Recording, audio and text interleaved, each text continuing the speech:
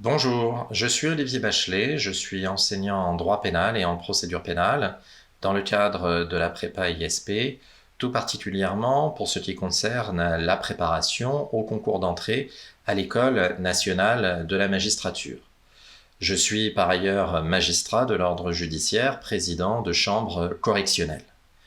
L'objet de cette vidéo est de présenter rapidement quelques éléments de correction de l'épreuve de droit pénal qui a été soumis aux candidats au concours d'entrée à l'École nationale de la magistrature au titre de l'année 2021. Comme vous le savez, depuis 2020, en droit pénal, le type du sujet qui est soumis aux candidats au concours d'entrée à l'École nationale de la magistrature, ce type de sujet consiste soit en une dissertation, soit en un cas pratique, alors qu'auparavant, avant 2020, donc en droit pénal comme en droit civil d'ailleurs, il y avait deux sujets, à la fois une dissertation et un cas pratique. Aujourd'hui, il s'agit soit de l'un, soit de l'autre. En 2021, comme en 2020, en droit pénal, le type de sujet qui a été soumis aux candidats consistait en un cas pratique. Un cas pratique qui, somme toute, était d'une complexité toute relative si l'on compare en particulier avec le cas pratique qui avait été soumis aux candidats en 2020, qui était un cas pratique déjà relativement simple, qui néanmoins amenait les candidats à avoir un certain nombre de développements techniques, notamment pour ce qui concerne la durée du mandat de dépôt dans l'information judiciaire. Ici, en 2021, nous sommes face à un énoncé de cas pratique qui est simple et qui correspond en réalité à des faits qui sont traités de manière malheureusement très régulière par les parquets, tout particulièrement dans le cadre du traitement en temps réel des procédures pénales. Nous sommes en réalité, à bien y regarder, quasiment confrontés à un dossier de procédure qui est traité le week-end par un parquetier et qui va donner lieu à un déferment le lundi pour mener au bout du compte à une présentation de l'intéressé dans le cadre d'une comparution immédiate. Ce qui peut laisser entendre dans la politique de recrutement des auditeurs, ce qui peut laisser entendre la volonté finalement de ne recruter que des auditeurs qui ont déjà un pied dans la justice et qui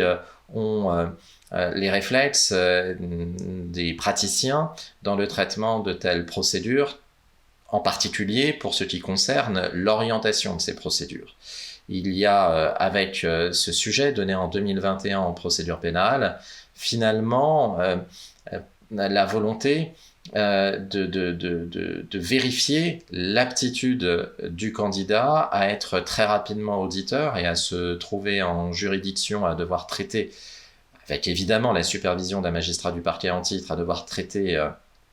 la permanence téléphonique, et également, s'agissant d'un auditeur en stage en juridiction, à devoir prendre un certain nombre d'audiences, là aussi sous la supervision d'un magistrat du siège, à prendre certaines audiences qui traitent notamment de ce contentieux malheureusement trop récurrent des violences intrafamiliales. Nous sommes donc confrontés à un énoncé qui traite de violences intrafamiliales, puisque, pour être synthétique, il s'agit de comportements violents adoptés par un père de famille à l'égard non seulement de son épouse, mais aussi à l'égard de ses 3 enfants mineurs. C'est un énoncé qui décrit de manière objective, à l'instar d'une procédure pénale classique, à l'instar des procès-verbaux établis par les policiers ou par les gendarmes dans le cadre de telles procédures de violence intrafamiliale. C'est un cas pratique qui retrace de manière très objective les faits et qui s'achève par un certain nombre de questions ce qui montre là aussi que nous sommes en présence d'un cas pratique qui est relativement simple, puisqu'il oriente le candidat sur la manière dont il convient de traiter ce cas pratique au moyen d'un certain nombre de questions qui sont explicitement posées, à la différence d'autres cas pratiques qui avaient pu être proposés à l'occasion d'autres concours d'entrée à l'École nationale de la magistrature, cas pratiques qui correspondaient plutôt aux cas pratiques universitaires qui décrivent des faits et qui se terminent par une question très générale, examiner l'implication pénale des faits relatés, question très générale qui pose une difficulté supplémentaire par rapport aux cas pratiques qui, eux, se terminent par des questions précises, puisque lorsque l'on est en présence d'un cas pratique qui ne pose pas de questions précises, c'est au candidat finalement de diagnostiquer les questions pertinentes à traiter, ce qui montre une difficulté supplémentaire par rapport à des énoncés qui opèrent ce diagnostic à l'avance. Nous sommes donc en présence d'un énoncé de cas pratique qui pose des questions avec un ordre qui peut être discuté. En effet, dans l'énoncé, nous avons plusieurs questions qui sont numérotées. Et la première question est une question relative à l'enquête judiciaire, question qui va nous amener à envisager la régularité des actes d'investigation relatés et à envisager les actes d'investigation qui s'avéreraient utiles dans la manifestation de la vérité. Et puis nous avons une deuxième question qui porte sur les qualifications pénales envisageables, et enfin une troisième et dernière question relative aux poursuites. Je dis que l'ordre dans lequel les questions sont soumises aux candidats prête à discussion parce que les qualifications pénales sont souvent déterminantes dans la vérification des actes d'investigation, dans la vérification de la régularité des actes d'investigation susceptibles d'être entrepris dans le cadre d'une procédure pénale. Par exemple, dans le cadre de l'enquête préliminaire, une perquisition coercitive n'est possible que lorsque les faits, objet de cette enquête préliminaire, font encourir au moins 3 ans d'emprisonnement. Il faut donc forcément avoir au préalable qualifié les faits dont nous sommes saisis pour pouvoir déterminer les peines principales encourues, la peine privative de liberté encourue, et donc vérifier que l'acte d'investigation entrepris l'a été de manière régulière. C'est la raison pour laquelle il y avait en quelque sorte une forme de piège qui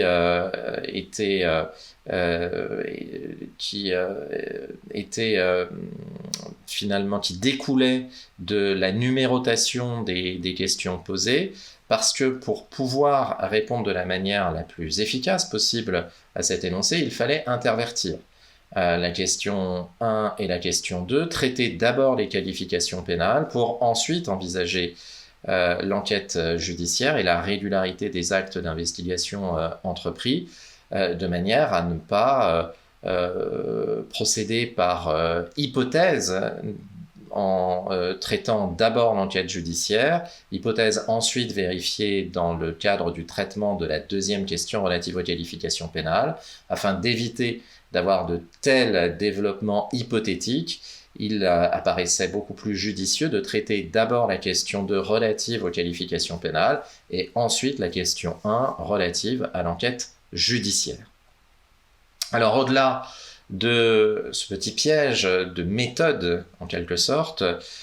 s'agissant à proprement parler du traitement de chacune des 3 questions posées, je vais d'abord envisager, comme je le propose, de traiter la deuxième question, donc relative aux qualifications pénales. Cette question relative aux qualifications pénales envisageables, c'était une question qu'il fallait traité à tête reposée, comprenez par là, en évitant l'écueil qui est malheureusement souvent dans lequel tombent les candidats, cet écueil qui consiste à se précipiter.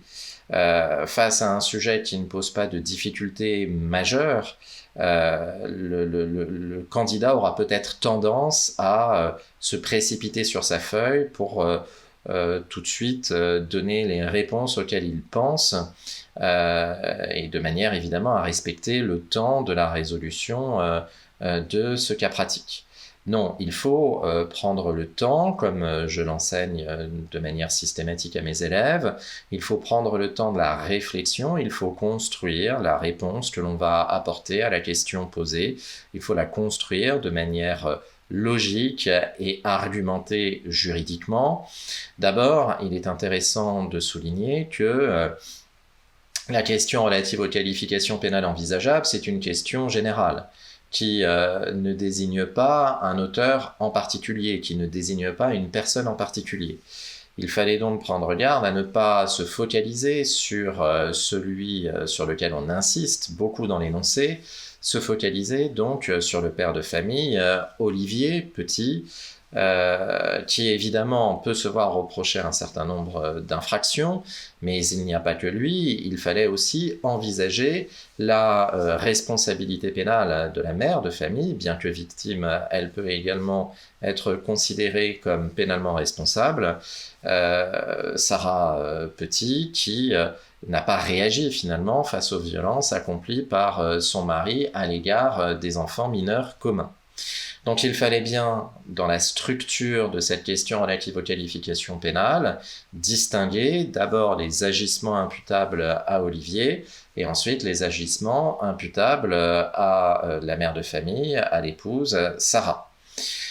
Pour ce qui concerne Olivier, là aussi, il fallait bien entrer dans le détail de la subtilité des termes de l'énoncé, puisque l'énoncé nous relate bien évidemment, c'est à cela à quoi l'on pense immédiatement, nous relate des scènes de violence, mais au-delà des violences accomplies à l'égard des enfants et à l'égard de Sarah, il fallait aussi souligner les humiliations qui sont évoquées dans l'énoncé, humiliations à l'égard de l'épouse, qui laisse entendre une qualification de harcèlement moral par conjoint. Donc au-delà des violences, il fallait envisager également une qualification de harcèlement moral. Et puis, pour ce qui concerne les violences, il fallait évidemment qualifier de manière très précise les violences auxquelles on avait affaire en résolvant les concours d'infraction susceptibles d'être relevés, concours d'infraction entre des violences aggravées par plusieurs circonstances et puis prévues par les articles 222 13 et suivants du Code pénal, mais aussi les violences habituelles prévues par l'article 222-14 du Code pénal. Il fallait donc être précis pour ne retenir que les qualifications de violence les plus appropriées, c'est-à-dire celles qui font encourir les peines principales les plus élevées, puisque c'est la règle dans la jurisprudence de la Chambre criminelle de la Cour de cassation. En présence de qualifications qui ne sont pas spéciales, il convient de retenir la qualification pénale la plus haute. Donc il fallait bien avoir à l'esprit les différentes qualifications de violence susceptibles d'être mises en œuvre pour retenir à chaque fois la qualification la plus haute à l'égard de chacune des victimes désignées dans l'énoncé. Et puis, il fallait, après avoir traité les violences, envisager la qualification de harcèlement moral pour, au bout du compte, se poser la question de savoir, est-il possible de retenir l'ensemble de ces qualifications à l'égard de la même personne, Olivier Petit, au regard de la règle non bis in idem, notamment donc au regard de cette jurisprudence récente de la Chambre criminelle qui refuse que des faits qui forment une opération globale, qui démontre une même intention coupable, puisse donner lieu à plusieurs qualifications pénales.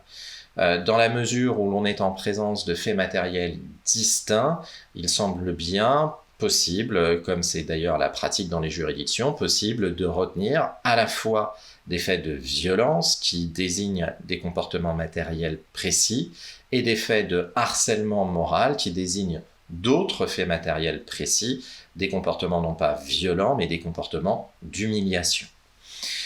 Pour ce qui concerne ensuite Sarah, il fallait souligner que Sarah n'avait pas réagi face aux actes violents accomplis par son mari à l'égard de leurs enfants mineurs communs, et donc envisager les qualifications d'abstention susceptibles d'être appliquées ici, qualification d'omission de porter secours, et puis la qualification de non-dénonciation de mauvais traitements infligés à mineurs, tel que prévu par l'article 434-3 du Code pénal. Après avoir déterminé les qualifications pénales applicables, nous avions alors les différentes peines susceptibles d'être encourues par chacun des protagonistes, et à partir de là, l'on pouvait logiquement traiter la première question relative à l'enquête judiciaire. Alors, pour traiter cette question, il fallait éviter là aussi un autre écueil, celui de la récitation de cours. En effet, l'énoncé est très général, l'énoncé de la question relative à l'enquête judiciaire est très général. Il mentionne les actes de contrainte, les mesures d'enquête susceptibles d'être mises en œuvre dans le cadre de l'enquête judiciaire. Évidemment, à partir du moment où l'on vous soumet un cas pratique, il ne s'agit pas de faire une récitation de cours sur l'ensemble des mesures de contrainte et des actes d'investigation susceptibles d'être mis en œuvre dans le cadre d'une enquête de police. Non, il fallait se focaliser sur les actes d'investigation relatés dans l'énoncé et en vérifier la régularité, et puis il fallait éventuellement indiquer que d'autres actes prévus par le Code de procédure pénale serait utile à mettre en œuvre dans une perspective de manifestation de la vérité. À cet égard, l'énoncé de la question relative à l'enquête judiciaire recelait déjà un élément de structure de la réponse en distinguant d'une part les mesures d'enquête et d'autre part les mesures de contrainte. Il était donc possible, pour répondre à la question relative à l'enquête judiciaire, de distinguer les mesures d'enquête d'une part et les mesures de contrainte d'autre part. Pour ce qui concerne les mesures d'enquête, eh bien, il fallait insister, bien entendu, sur les actes d'investigation que constituent les auditions des personnes concernées par les investigations, auditions en particulier des mineurs, dont on nous dit dans l'énoncé qu'ils sont entendus sans leurs parents. Ce qui doit évidemment attirer l'attention du candidat, parce que, en principe, un mineur doit être assisté par un représentant légal lorsqu'il est entendu. Or, ici, ce n'est pas le cas. Il fallait donc se poser la question de la régularité de l'audition de ces mineurs, en évoquant en particulier les dispositions propres aux procédures concernant des infractions commises sur des mineurs, les articles 706-47 et suivants du Code de procédure pénale, en particulier l'article 706-50 de ce code concernant la désignation d'un administrateur ad hoc qui aura pour rôle de défendre les intérêts du mineur dans le cadre de la procédure pénale engagée, désignation d'un administrateur ad hoc qui peut intervenir avant l'audition du mineur, l'administrateur ad hoc pouvant alors être désigné par le parquet dans le cadre d'une procédure d'enquête de police, et l'administrateur ad hoc pouvant désigner un avocat qui viendra alors assister le mineur dans le cadre des actes de procédure entrepris en sa présence, notamment dans le cadre des auditions. Autre acte d'investigation évoqué dans l'énoncé et dont il fallait traiter de la régularité, il s'agissait des réquisitions. On nous dit dans l'énoncé que plusieurs certificats médicaux ont été dressés par l'unité médico-judiciaire, l'UMJ. Il fallait souligner que ces certificats médicaux résultaient de réquisitions émanant de l'officier de police judiciaire, réquisitions qui, prises dans le cadre de l'enquête préliminaire, doivent donner lieu à une autorisation préalable du procureur de la République. Autre mesure d'investigation susceptible d'être mise en œuvre, il s'agit d'une mesure de perquisition qui pourrait être utile ici à la manifestation de la vérité, notamment pour vérifier la présence des objets utilisés pour commettre des violences à l'égard des mineurs. Et donc, en évoquant les perquisitions, on évoque également la régularité de cet acte d'investigation dans le cadre d'une enquête préliminaire. Cadre de l'enquête préliminaire qu'il fallait évidemment mettre en œuvre au regard de la chronologie temporelle des faits relatés qui ne permettent pas d'admettre que l'on soit dans le temps de la flagrance. Il fallait donc conclure à l'existence d'une enquête préliminaire et donc vérifier la régularité des actes d'investigation entrepris ou à entreprendre à l'aune de ce cadre juridique qu'est l'enquête préliminaire. Précisément, puisque nous sommes dans le cadre de l'enquête préliminaire, il pouvait paraître saugrenu d'évoquer des mesures de contrainte dans le cadre de notre énoncé, puisque l'enquête préliminaire n'est pas en principe coercitive. Néanmoins, il fallait souligner qu'y compris dans le cadre de l'enquête préliminaire, des actes coercitifs peuvent être envisagés, en particulier pour appréhender la personne mise en cause, acte de contrainte qui va consister en un ordre de comparution prévu par l'article 78 du Code de procédure pénale. Lorsque l'on sait où se trouve la personne mise en cause, il sera possible de recourir à un ordre de comparution ou bien un mandat de recherche lorsque on ne localise pas exactement le lieu où se trouve la personne mise en cause. Et puis, au-delà de ces actes de contrainte destinés à s'assurer de la personne mise en cause, il fallait évidemment traiter de la mesure de garde à vue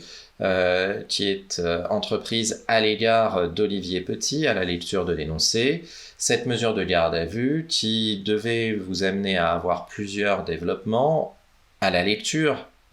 des questions posées. D'abord, des développements relatifs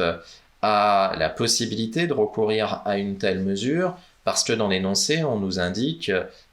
que Olivier Petit va simplement être convoqué de manière orale pour être entendu, ce qui peut laisser penser que Olivier Petit s'est rendu de son plein gré dans les locaux de police pour y être entendu, de sorte que le recours à une garde à vue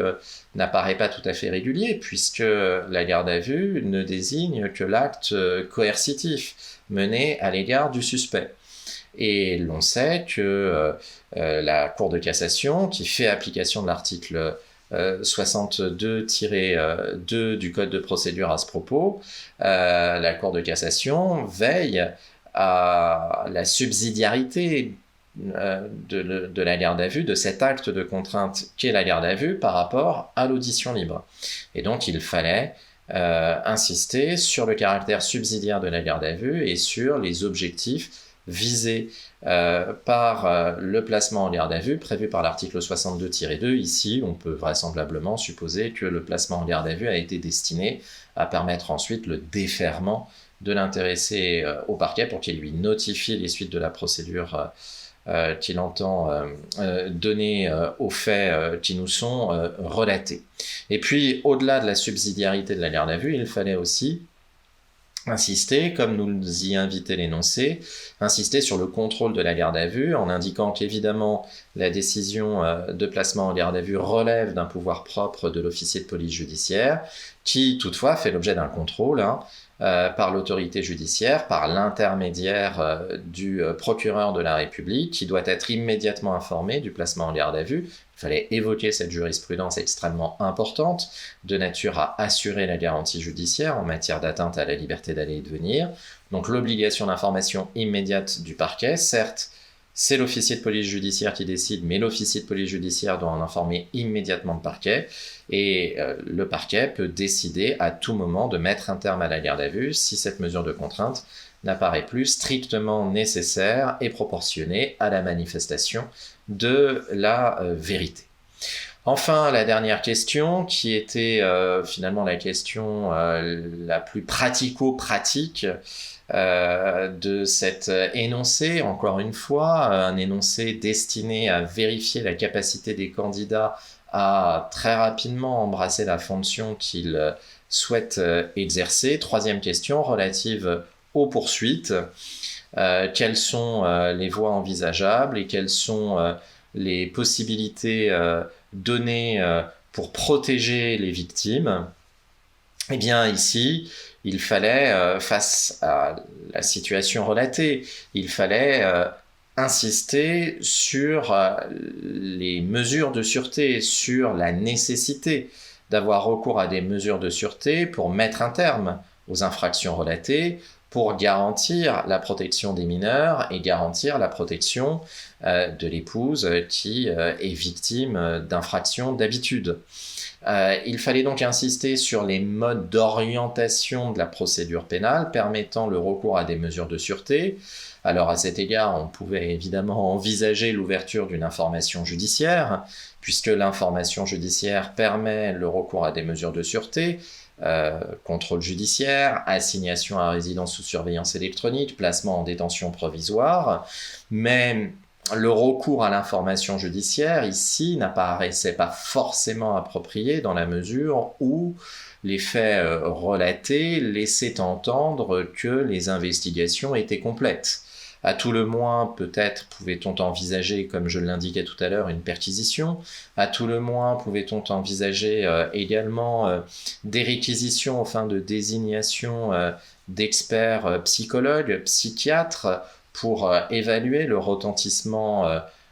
psychique des violences à la fois sur les enfants, sur l'épouse, mais aussi pour expertiser la personnalité d'Olivier Petit, pour permettre à la juridiction de jugement d'être éclairée sur la personnalité de l'intéressé, donc la désignation par voie de réquisition d'un expert psychologue et psychiatre pourrait être utile, mais on peut très bien envisager ces actes d'investigation dans le cadre de la poursuite de l'enquête préliminaire, pas forcément dans le cadre d'une information judiciaire, mais dans le cadre d'une comparution à délai différé. La comparution à délai différé qui a été créée par la loi du 23 mars 2019 et que l'on trouve dans l'article 397-1-1 du Code de procédure pénale, qui permet d'achever un certain nombre d'actes d'investigation qui n'ont pas encore été réalisés dans l'enquête, concomitamment à une présentation de la personne suspectée au terme de sa garde à vue, d'abord au parquet dans le cadre d'un déferment, et puis ensuite au juge des libertés et de la détention qui peut décider de mesures de sûreté à l'égard de l'intéressé, soit un contrôle judiciaire, soit une assignation à résidence sous surveillance électronique, soit un placement en détention provisoire. Donc il fallait évidemment tenir des propos synthétisant finalement les différents modes de poursuite aux mains du parquet permettant le recours à des mesures de sûreté, l'information judiciaire, la comparution à délai différé, mais aussi la convocation par procès verbal, éventuellement la comparution immédiate, pour vraisemblablement donc plutôt s'orienter vers une comparution à délai différé pour les raisons que je vous ai indiquées. Et puis, au titre des mesures de sûreté, eh bien, il fallait évoquer la possibilité d'un placement en détention provisoire ou de mesures moins contraignantes, l'assignation à résidence sur surveillance électronique ou le contrôle judiciaire pouvant prévoir la mise en place d'un bracelet anti-rapprochement de manière à prévenir tout renouvellement d'actes de violence à l'égard de l'épouse d'Olivier Petit, contrôle judiciaire susceptible également de prévoir une suspension d'un éventuel droit de visite et d'hébergement qui aurait été décidé au profit d'Olivier Petit à l'égard de ses enfants, ou bien une interdiction de contact avec les 10 enfants, là aussi dans un objectif de prévention du renouvellement de l'infraction, étant entendu que sur le terrain civil, il est évidemment envisageable pour Sarah Petit de saisir le juge aux affaires familiales dans le cadre d'une ordonnance de protection pour lui voir confier la garde exclusive des enfants dans le cadre d'une mesure de protection au profit de ces enfants victimes de violences. Et puis au-delà des mesures de sûreté susceptibles d'être mises en œuvre de manière provisoire dans le cadre de la décision du parquet de poursuivre, l'on pouvait conclure en envisageant les mesures de sûreté susceptibles d'être prononcées par la juridiction de jugement, le tribunal correctionnel, dans le cadre d'un sursis probatoire qui peut prévoir les mêmes interdictions, les mêmes obligations que dans le cadre du contrôle judiciaire. Je pense en particulier au bracelet anti-rapprochement.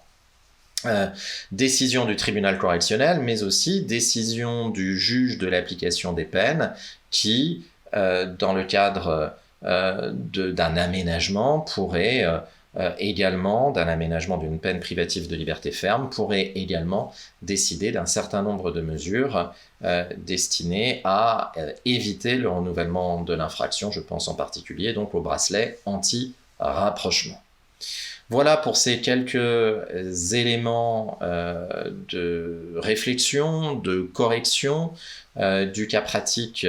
qui a été soumis aux candidats au concours d'entrée à l'École nationale de la magistrature en 2021. Il ne s'agit que de brefs éléments de correction. La correction complète